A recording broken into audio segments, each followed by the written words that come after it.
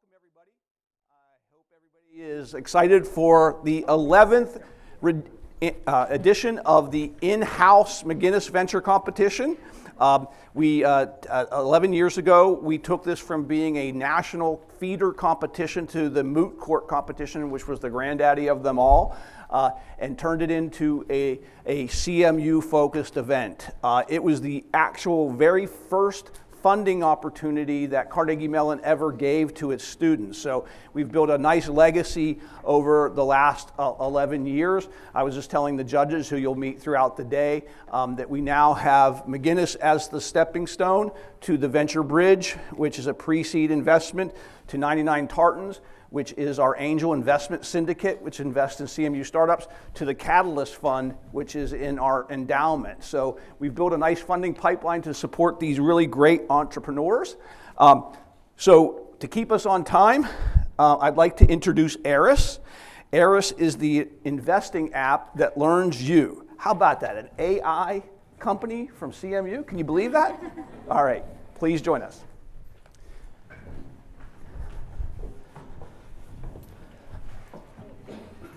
Here's the mic. Do you want to test it? Hello. Oh, hi. Hello. Yeah, Hello. Okay. All right. Hi, everyone. My name is Anna, and I'm here to introduce Aris, the investing app that learns with you. I'm here with Arshan and Amanda. And yeah, let's get started. So before I start, I actually want to introduce Michelle, one of our users. Michelle is a recent grad who just started her first job, and she's really excited to go into the world of financial independence. The problem is, growing up, she never had any guidance on how to be financially independent or how to manage her finances, so she mostly goes towards her friends or the internet, mostly to get help. During the pandemic, stocks soar, everyone's interested, and Michelle wants to dip her feet into what could be potentially earning her a lot of money. So she goes and she talks to her friends who provide a couple of recommendations. She goes on TikTok and watches a couple of videos that seem to be from reputable sources, from people who know what they're doing, and she invests. But we all know how this ends. She loses all of her money, and she's too scared to ever invest again. Michelle is one of almost 50 million people who go through the same problem. They want to invest, but for some reason or another, they don't. What they don't know is that they were missing out on almost $300,000 of compounded interest had they invested instead of saved. That's almost 10 times the amount of money that they would have saved up throughout their lifetime. 54% of people ages 18 to 34 don't own a single stock over their entire lifetime. Less than 10% invest in index funds or ETFs. But the thing is, most of them want to invest. So what's the problem? One, it's hard to get reliable, personalized advice on investing unless you splurge on something like a financial investor. If Michelle had known what investing was like, she would have known that her risk tolerance did not fit risky stocks and she wanted something that would carry over throughout her entire career. Two, newer investing apps are unreliable and not sustainable. They want you to invest a lot without thinking too hard about it. And we all know what happened when Robinhood closed all their brokerages during the height of the GameStop era. And lastly, we've talked to over 200, 300 people on this. The number one reason is just that they don't know how to get started. There's so much overwhelming resources, and they just don't know what to do. So I'll pass it off to Arshan to talk a little bit about Aris. So, introducing Aris. Aris is an investing app powered by traditional brokerages that guides you through your investing journey. Think about AI-powered financial advisor. So let me walk you through how Aris works. So if you have an existing brokerage account, you can get started in minutes by just signing in with Ameritrade, Fidelity, etc. And just like how you would consult a professional financial advisor, with Aris, the AI asks you a few questions, gauges your risk appetite, learns about your preferences, and then builds a simple suggested portfolio for you to get started with, which can be calibrated. So throughout your investment journey, there are different market conditions, different situations where you might be confused on how things will go, what to do. Like how you would consult a professional financial advisor, The AI gives you different suggestions, conveys the impact of those suggestions on your portfolio, and helps you invest better. Now, let me shed some light on our competitors. So on the modern trading apps front, we have Robinhood, but some issues there are trust, reliability, and security of your funds. On the traditional brokerage front, there's Ameritrade. As you can see, the UI is clunky and hard to navigate. On the robo-advising front, there's Wealthfront, with little to no control over how your investments will go over time. But Aris has the best of it all. Now, I'm going to hand it off to Amanda to talk about the market. So our major client sectors will be millennials and Gen Z who are interested in investing, as well as those who are already investing. And based on our estimation, our service obtainable market will be around 50 million users. And assuming that half of them subscribe to our $5 per month subscription plan, then for a whole year, we have almost $1.5 billion. And notice that this number will be higher since the fintech market is projected to grow. And there are three parts of our business model. So the first is subscription plans for different types of users. And we also have partnership with educational institutions as we see a increasing trend in investment in financial education. And finally, we're taking commission fee for every new brokerage account opening from our platform. And this is our roadmap. We already have a beta version of all the core investing features. And then by the end of this year, we are shipping one version with AI trading capabilities.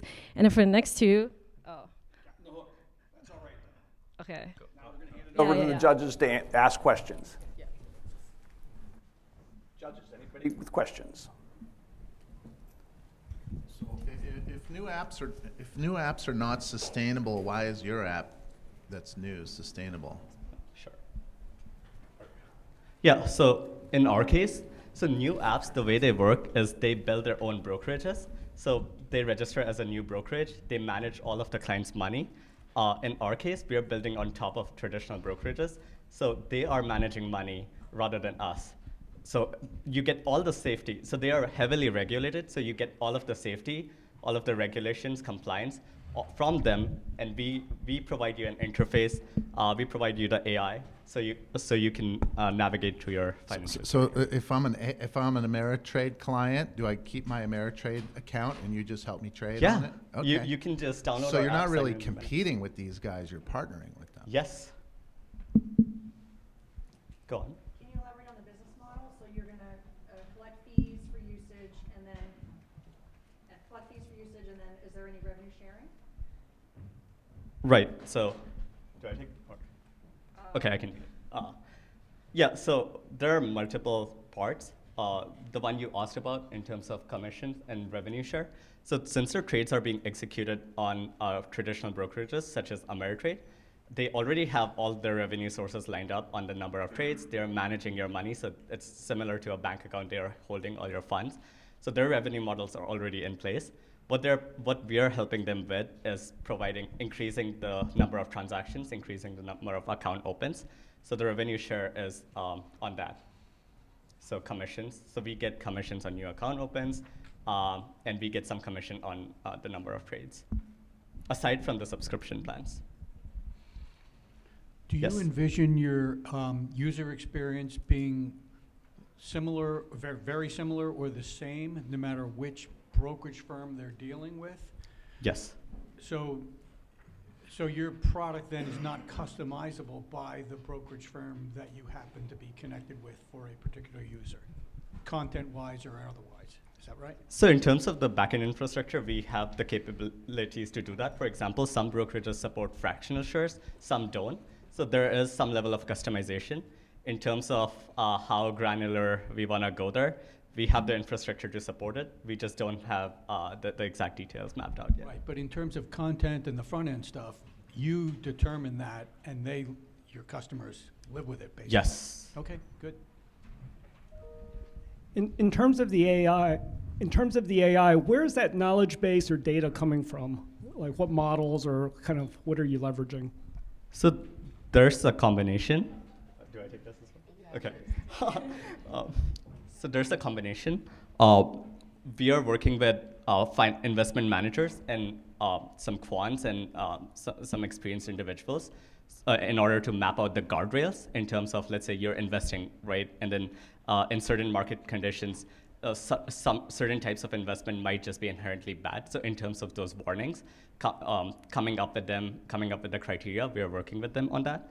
There are some defined models by Bloomberg already. There are some battle-tested models, so we're relying on that.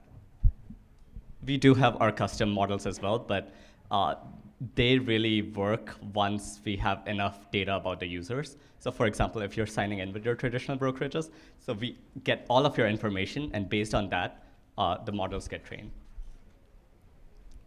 Yes? So my question is similar with regard to data. So when you go to a registered financial planner, right, they have certain criteria they have to meet to be able to do that role and provide Right. that advice. So how will you give comfort from the data perspective to your prospective audience that this data can be relied upon? Yeah, great question. So when we, as soon as we integrate with different brokerages, in order to get the full integration capacity, we do have to go through infrastructure data security audits. There's also the FINRA registration that we are working towards. So that also requires us to meet the data compliance requirements. So we'll have the credentials there. We also have an advisory board. We don't have all the names here, but one of the key players is Raymond Chin, with 10 plus years of investment management experience, and he has the right credentials to certify that. Great. Thank you, Team Aris. Great job. Let's give them a great big hand. Thank you. So the folks in the front of the room here are the judges for the McGinnis Venture Competition. One of the things that we do for the final round is to pick judges who wake up every morning thinking about the next investment they're going to make. These are professionals from venture capital firms, from family offices, from economic development agencies, and we even have a student who is with the Dorm Room Fund, which is a part of First Round Capital, with us today, so we're excited about that. The judges are going to make their decisions on what they think the most viable, best businesses are. You're going to see a wide array of companies from idea stage to product in market. It's going to be about who has the best long-term opportunity of being successful. It's not a beauty contest. It's not a best presenters contest. So you'll get to follow along with the questions that the judges ask today. You said? Okay. Cool. This next company that we are going to have present actually got started in my new venture creation class just last year. It's Isaiah Rogers, and his company is the new age of roadside robotics. So we're going from AI in the cloud to grease under your fingernails. Welcome, Isaiah. Thank you, Dave. Hello, everyone. My name is Isaiah Rogers, and I'm the Clutch founder and CEO. Our company is here to revolutionize the roadside assistance and automotive repair industry. I would like to start off with a story about how Clutch got started. So back in 2020, my brother and I were doing DoorDash. We were delivering food to other people. And because we were always on the road, we noticed just how many people were pulled over with flat tires and dead batteries.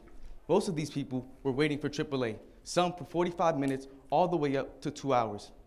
So what my brother and I decided to do was go to our local hardware store and purchase tools such as car jacks, jumping cables, lockout kits, and gas cans. And so while completing these deliveries, whenever we saw somebody pulled over, we would get out and offer our services. And what we noticed is that people are willing to pay if it meant that they got service faster. So this has led us to our problem. AAA has created an ineffective monopoly in the roadside assistance industry. AAA has been this country's go-to roadside assistance service for the past 100 years. However, as of right now, they have just become too large to manage. Through our own customer discovery and online research, these two main problems came up. The first being an hour and a half average wait time. The second being that only 1 in 3 people would recommend AAA. People are just not happy with this service that they are paying a yearly fee for. So, in order to solve this problem, Clutch is going to reduce wait times by partnering with gig workers.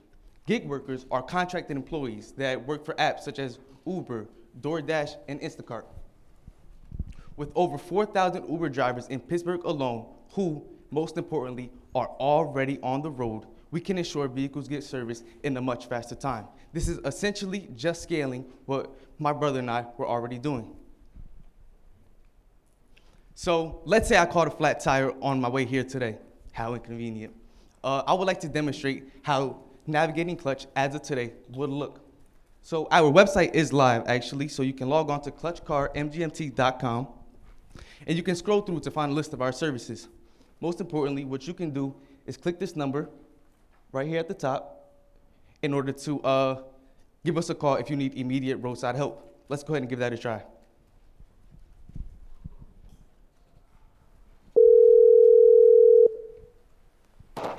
Thank you for calling Clutch. How may we assist you today? Yes, I have a flat tire. We're sorry to hear that. Where are you currently located? We're currently located in the Central Catholic High School Do you have a parking spare lot. tire? Yes, I do. It's in the trunk. Sounds good. Our closest driver will be arriving in 1 minute. We will send your driver information shortly and notify you when he has arrived. Thanks again for calling Clutch. Bye. Thank you. So, Clutch wants to ensure that our customers feel safe. That is why to each customer, we send them a driver profile. This driver profile contains information such as a picture of the driver, their name, their license plates, and job that they've been verified to do. And it looks like our co-founder is actually going to be the one assisting us with this job today. We have now received a text telling us that our driver has arrived. Will all the judges please join me at the window, please? Thank you.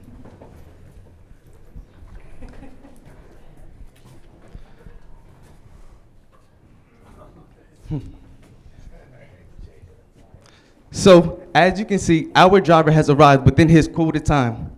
He has lifted our car up, he's gonna take our flat tire off and put our new tire on. All right, well, it looks like he's got this all under control. I think we can all return back to our seats. Reminds me of the haircut stunt. Yeah. Or you'd be out there. All right, we're gonna move to judges Q&A right now. My time's up? Your time is up, yep. Oh, okay. Great job. So as far as liability, how do you manage, say you're changing a tire, what kind of coverage do you need to make sure you don't get in trouble with something that's... So of course, we are looking into purchasing insurance. We actually did put a pause on the business to ensure that we get what's called general business liability insurance and workers' compensation, which will protect us from both customers and protect our workers. I'm curious, have you looked into partnerships with the other gig economy companies like DoorDash or Uber or Lyft? That's definitely in our future plans, but as of right now, we're just trying to get a proof of concept going out here in Pittsburgh. Okay. Mm-hmm. So your gig workers work for you Yes. and no one else? I mean, No. So gig workers, essentially, they have multiple apps open at the same time. They could be doing DoorDash. drive an Uber, you drive Exactly. and they also have tools in the back of their car. Exactly. And you pay them more at the Mm-hmm. moment than Yeah. So a part of our pricing system is we do have to stay competitive with these other applications so that they're more incentivized to complete our job versus a job at the same time from somebody else. How do you make sure all the Uber drivers have the right kits? So we actually would be providing these tools. We would as well be providing personal paid training sessions to ensure that they know how to correctly perform all of these jobs. That was one of my questions regarding Mhm. training. It might be advantageous to have some kind of certification program Yes, to of course. differentiate you? Mm-hmm. No, so we definitely, we partnered with a local mechanic who said that if we bring anybody in, he would train them himself, and it'll be a paid sort of training session. That you will pay for? Yes. And then maybe have an official certification that says these drivers have been Yes. certified? So in our driver profile, that's actually what we try to include, is just, so these verified jobs here, that's what they've been verified to do. So how many cars have you serviced thus far? So we actually did a soft launch in November of 2020. We put a bunch of business cards out on car windshields and in local stores around the Pittsburgh area. And since then, we've been able to service 16 customers. And do you have the local towing service? Are they reliable, or do you end up sort of standing around waiting for them to So save y'all. Yeah, so we actually haven't used them yet, but they are one of the most popular towing services in the Pittsburgh area. Yes? Is there any reason why you decided to go with the calling interface as opposed to web-based or text-based? Yeah, so as of right now, again, this is just a proof of concept. We just want to see if this is something that people would actually use, is something that they actually need, but an application is definitely something that we have on our radar for the future. Have you considered limiting the services that you offer? Because cars are incredibly complex. Of course. I mean, we're not even talking about EVs, right? Mm-hmm. And so having, in your business plan, you identify some high ratio events, flat tires, dead batteries. Yeah. Have you thought about creating a finite? Yeah, so our services are here. They're offered right on our business cards, and they consist of flat tires, lockouts, battery jumps, and gas servicing. Sort of the most common jobs that would be needed.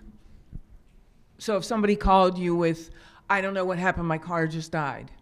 Oh, well, of course we would go and check, but if that doesn't fall within the scope of what we do, then we would recommend that to somebody else. What's the lowest skill, highest margin of those? Well, these are all pretty easy jobs. They don't take as much training. Sorry about that. That's the point, right? Given it's kind of episodic when your customers are going to need your services, how do you plan to stay aware and keep people engaged, or know that they have access to your platform?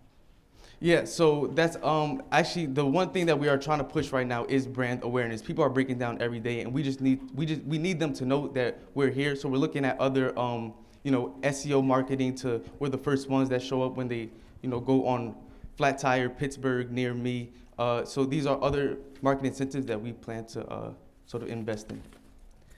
How many drivers do you need to get sort of signed up and trained locally to deliver on the service levels that you want, say here in the Pittsburgh region?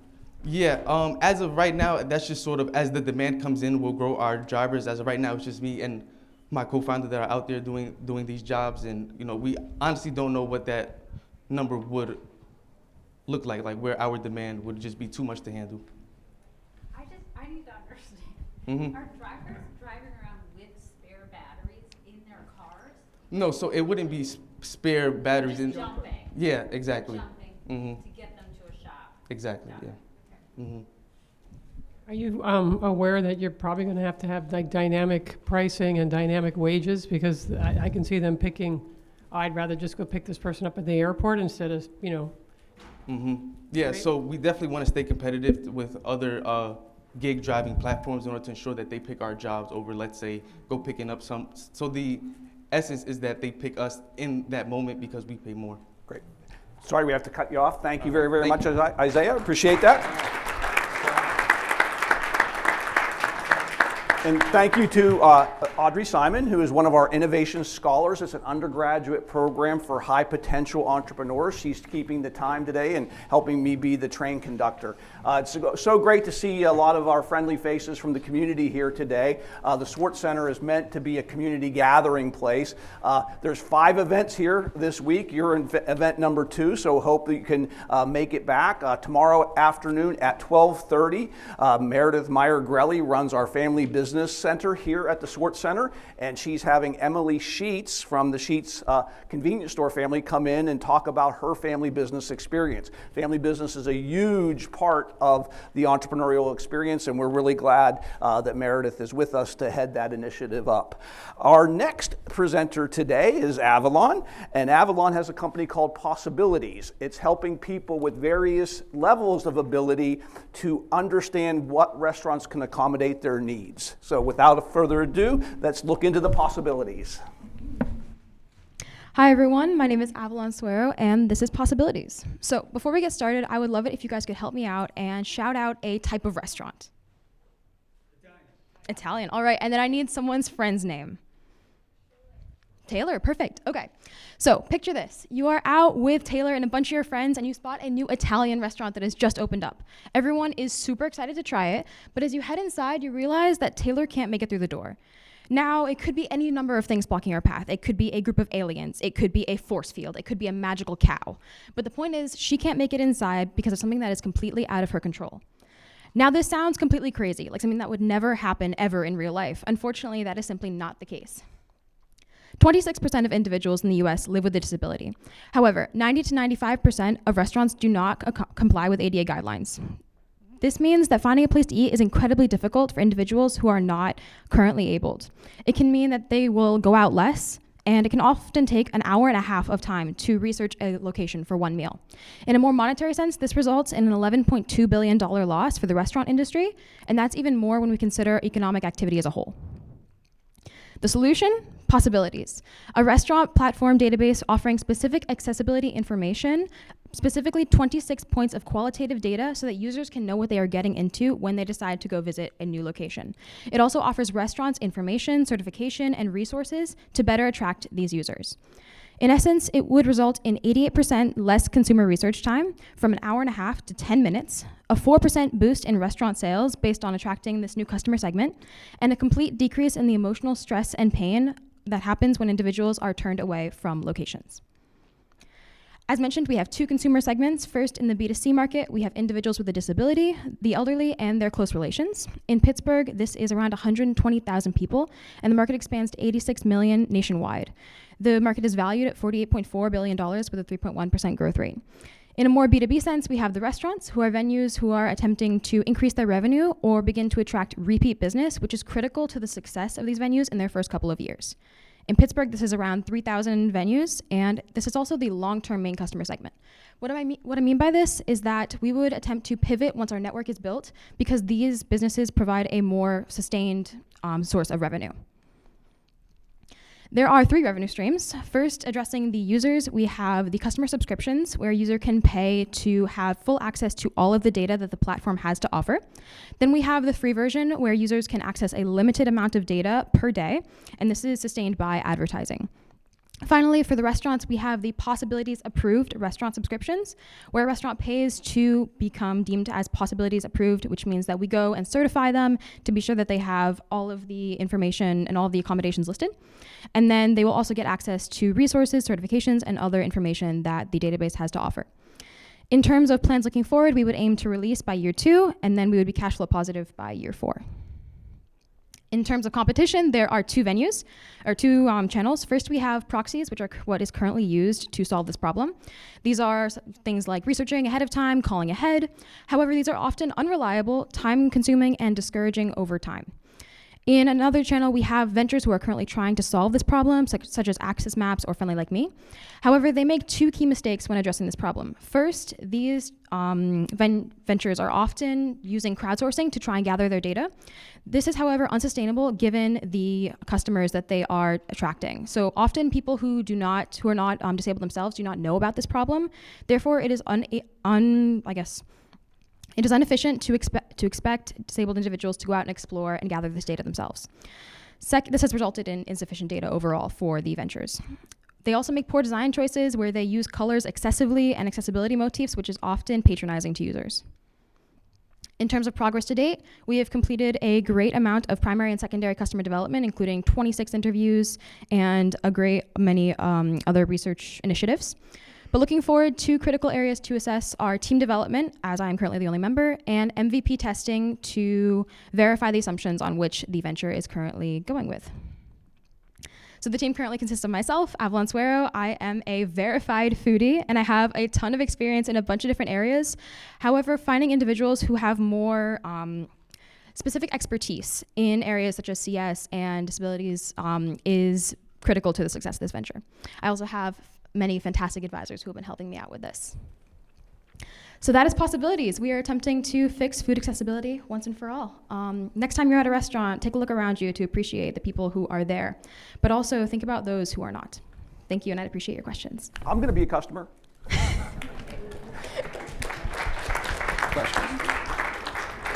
Thank you. That was a great pitch. Thank you. I'm curious about, you mentioned that crowdsourcing wasn't the right way to collect information, which makes sense to me. I'm curious how you're going to collect information. Oh, I totally just forgot to address that in the presentation, my bad. Essentially, what we would do is we would find other information online. So there are currently 26 items that we are working with that would be like information that customers would be able to access on the database. 14 out of the 26 items, we have verified ways to collect them. And this is through information such as like city planning documents, floor plans that we can access ourselves. There's also the idea that activists have a lot of this information on hand, and we can go to them and speak with them to gather their information and put it in the database as well. And then furthermore, for the companies that choose to partner with Possibilities, we would be able to go and collect the information ourselves at their venues and certify them as having this or this or this. I have ooh. Go for it, down there. Sorry, how do you incentivize the venues to participate, right? Because those data sources are critical. Absolutely. So the venues would be opening up themselves to a completely new customer segment. There have been studies done where venues who have these accommodations have a much larger growth in revenue because individuals will choose to support these locations rather than others who are less accommodating. Have you researched where you might find some public funding to help you with gathering of data? Yes, there are certain foundations that will provide grants for this sort of thing. We definitely need to do a bit more research into that. However, they are available and it would be a possibility. Are you you're focused on physical barriers? So we are focusing on two barriers specifically. The $120,000 people takes into account that. It is individuals with a mobility or a sensory disability. Okay, the mobility is interesting because we've been required to abide by ADA. Mm-hmm. I saw your 95% yes. Do not. Have you validated that in the field? Yes. So I spoke with an ADA, I don't know her exact name would be, but her name was Danica Gonzalez, and she's an ADA contact of mine. And basically, she said that while all of these companies are ADA certified, they do not actually comply with all of the necessary items. How this works is there are a bunch of loopholes that people can get through, where if they don't renovate after a certain date, or if they can show that they are under enough financial stress to not renovate, like it would cause enough financial stress on the company that they don't have to do it, they can get away from with not doing these updates and adding all of these resources that would be necessary. They've dealt with different regulators than I have. Okay. Just two thoughts for you. It might be helpful as you're going forward to create a pilot and test that, right, with a willing participant venue. And I know in your mini business plan, you talk later about possibly becoming a one-stop shop for other things to be able to. I would just caution you on spreading yourself too thin. That's a different business model with different kinds of requirements. But this, I definitely encourage you to get a test case because it's a much needed solution. Absolutely. How do you effectively market towards that end user of the restaurant, since that's going to be your main? Just wondering sort of how you're going to tackle that. So as we grow, initially the idea would be to directly go to them and show them the information about how much they can increase their revenue by partnering with the service, show them all the analytics, and sort of sell them on the ground. However, as we grow and become too big to do that, the idea would be to go through accessibility organizations for restaurants, possibly the ADA themselves, who knows. But essentially we would work with unions and other organizations that are trying to accomplish these same goals, and then basically work with them to help market. So as you scale, is there a risk of putting yourself out of business kind of to the same, when the restaurants become aware that they haven't become compliant, is it because they can't become compliant, or they just chose not to, and now once they know, they'll fix it and it's not an issue? So the reason they would continue to, I think I understood your question, but the reason they would continue to work with the service is because we provide not only the certifications on how to become compliant, but also additional resources and information that would continue to benefit the, the venues over time. But could you repeat your question? So if a restaurant finds out that because it's not accessible, why wouldn't they just make themselves accessible to open up the additional revenue stream? They could. That is the point. But there are also. But what's typically preventing them today? Is it? Actually, right now it's a lot of knowledge barriers. Essentially, there are many tax credits that you can get as a restaurant for adding ADA certification. So there's $5,000 to $15,000 tax credits that you can have if you are a small business to a larger business, and a lot of businesses don't know about this. So they are unaware of these sorts of channels that they can add accommodations to their locations. So that is one of the barriers that are preventing them from doing this. Great, thank you for enlightening us to the possibilities. Avalon, thank you. Great. Thank you. Got a fan there, Avalon. But I like Bellevue. Ta-dum-dum. Yeah, bad joke. Bad joke. All right. I'm full of bad jokes, right? This year we had 84 participants in the McGinnis Venture Competition, 84 student teams. Each team was able to access a coach, and we had 3 rounds of judging. So we literally had hundreds of coaches and judges from the community participate. If you were a judge or a coach, could you please raise your hand today? Let's give these guys a great big round of applause. We couldn't have done this without them. Really, really appreciate this. This is a learning experience as well as a launching experience, right? And these students are amazing. Those of you that have heard me say this over and over again, the metaphorical renewable energy source at Carnegie Mellon is 3,000 of the smartest students in the world come here every year. 3,000 every year. And guess what? We're starting to keep a bunch of them in Pittsburgh. So hopefully some of these folks that are here today will start their companies and keep them here. This next company is called ScOAPe, and if I understand the description, it's basically windshield wipers for endoscopes. There we go. Hello everyone, my name is Brandon Lee, this is Rohit Mantena, and we are Team ScOAPe. So imagine you're a neurosurgeon. You're in the middle of a really high stakes procedure, and just as you're about to remove the brain tumor, all of a sudden you can't see. Unfortunately, this is a very common occurrence during nasal endoscopy surgeries, in which an endoscope is inserted into the patient's nasal canal. Throughout the surgery, in which the endoscope is inserted into the nasal canal, debris such as blood, mucus, and bone dust accumulate on the lens and block visualization. Each time this happens, the surgeon has to remove the endoscope, manually clean it, and reinsert it. This happens literally hundreds of times throughout a procedure and has serious consequences, such as decreasing surgical efficiency, wasting time, wasting money, and decreasing patient outcomes, since it's been shown that disruptions in surgical flow lead to increased surgical errors. Our solution is ScOAPe, a self-cleaning attachment we designed that connects to the distal part of the endoscope, so where the camera would be. It's a small, optically clear attachment that provides on-demand clearing of the lens through suction and irrigation. We've presented this design to several surgeons, and they've all verified it with enthusiasm. Benefits of ScOAPe directly improve upon the current standard of care in that it improves surgical efficiency, saves time, saves money, and improves patient outcomes.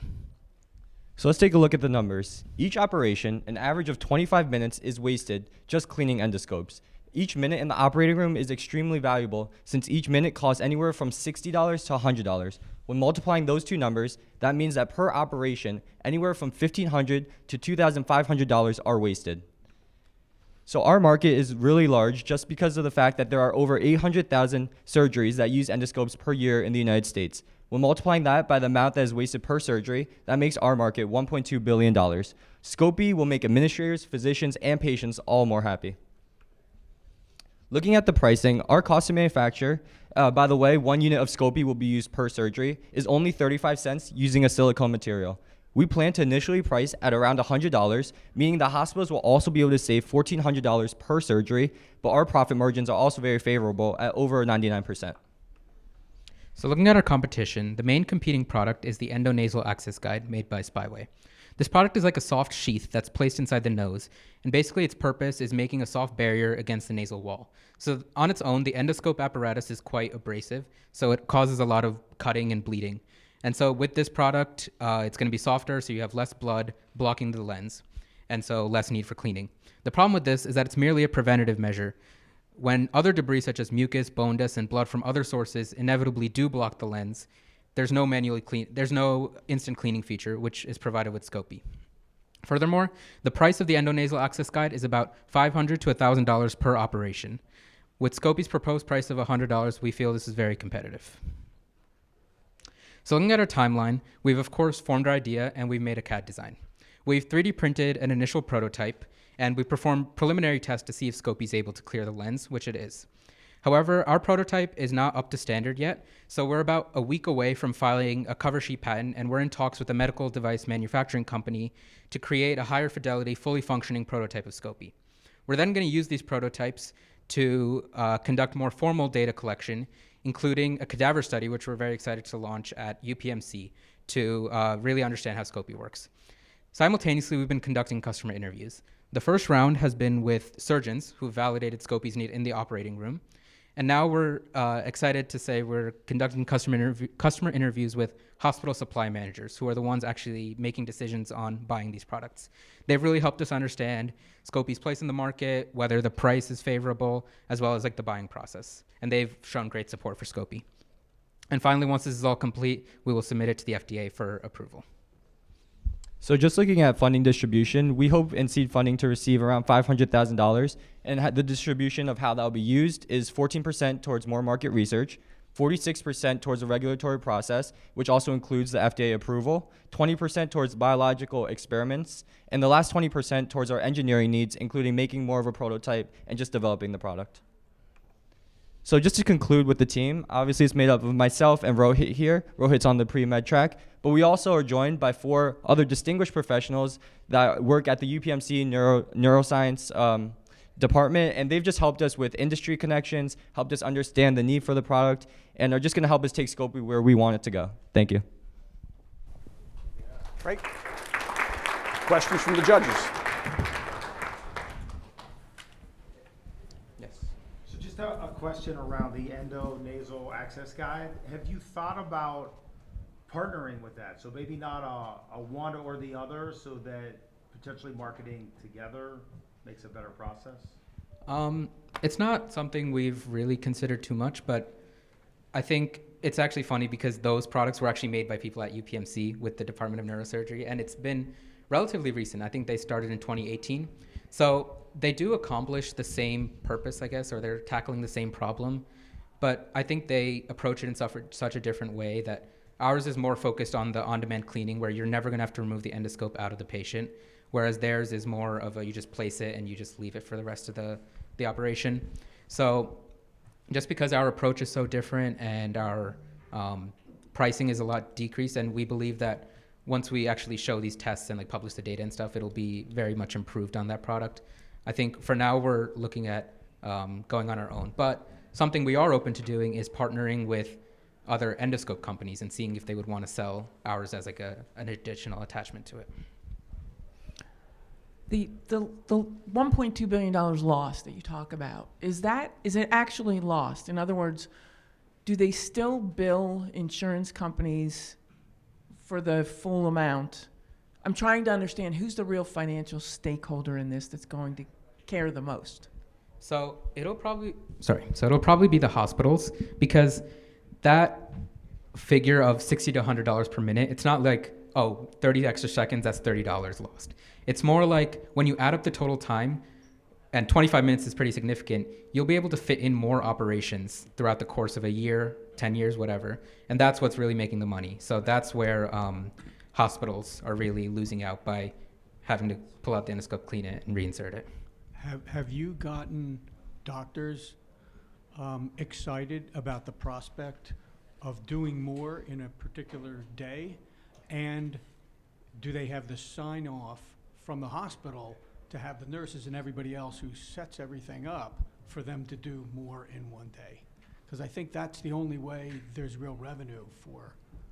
So kind of to tackle that, one, yes, we have done all these customer or interviews with the professionals, and they're all really excited about this.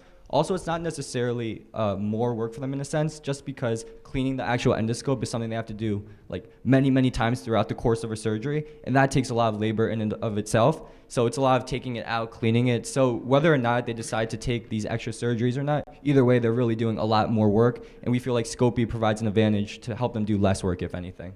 And one thing is, a lot of the benefits we talked about was like, or the things that are lost with the current standard of care are like published data and stuff like that, less time, less money and stuff like that. One thing we discovered through our customer interviews that is not going to be published is the surgeon's emotions. And apparently they get really frustrated by every time they have to remove the endoscope, clean it, and reinsert it. So I think it's just overall net positive. And talking about whether they have any decision making in what to buy, I believe that they do. When talking with the hospital supply managers, they said they're always having meetings. They're attending the conferences where these new medical devices are presented. So they're in close collaboration with these surgeons. It's not like they're a separate entity that are just making these decisions on their own. Is this a single-use product that you dispose and then you sell them another one, or is this an attachment that gets, cleaned and reused? Yeah, it's single use, so one per surgery. And the reason for that is you theoretically could take it out, re-sterilize, and reuse it, but you'll be dealing with a lot of stuff with biohazard. It's just a standard of care for other medical products, especially something as small as like a silicone thing, to just get a new one per surgery. Oh, sorry. Yeah, do you have any data on patient outcomes? It's just that the patient outcomes is that there's increase in surgical errors.